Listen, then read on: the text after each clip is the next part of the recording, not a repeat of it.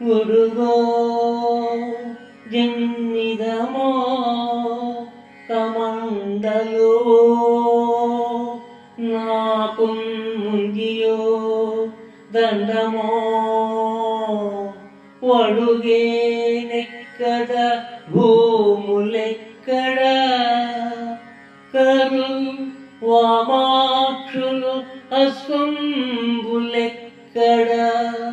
నిత్యోచిత కర్మమెక్కడ మదాకాంక్షామితంబైన మూడడుగు మేనయ త్రోవకిచ్చుటది బ్రహ్మాండంబు నా పాలికిన్ మూడడుగుల్ మేనయ త్రోవకిచ్చుటది బ్రహ్మాండంబు నా పాలికిన్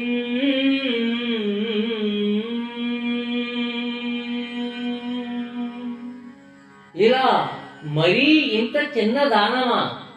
సరే, నీకు అడగడం చేత కాకుంటే దాత పెంపు సొంపులను అయినా తలచి కొంత పెద్ద దానం అడగవచ్చు కదా. భూములో ఏనుగులో గుర్రాలో కాకుండా ముష్టి 3 అడుగుల అన్న బలి చక్రవర్తితో వామనుడు ఇలా అంటున్నాడు. అయ్యా, నేను బ్రహ్మచారిని. నాకు గొడుగు కాని, యజ్ఞోపవీతం కాని, కమండలం కాని, మొలతాడు కాని ఉపయోగపడతాయి. అంతేకాని బ్రహ్మచారినైన నాకెందుకు భూములు, ఏనుగులు, గుర్రాలు, స్త్రీలు?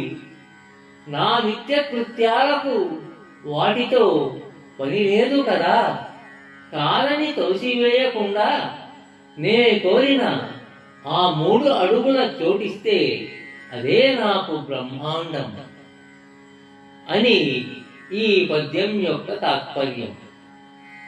ఇక్కడ పోతన చేసిన చమత్కారం చూడండి. 3 అడుగులే నాకు బ్రహ్మాండం అంటున్నాడు.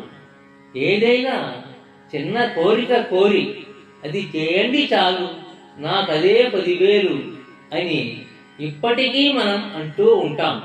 అలాగే వామనుడు అల్ప సంతోషిలా ధ్వనిస్తాడు. కానీ తాను 3 అడుగులతో మొత్తం బ్రహ్మాండాన్ని ఆక్రమించుకుంటానని చిట్టి వామనుడు గట్టిగానే చెబుతున్నాడు సుమీ.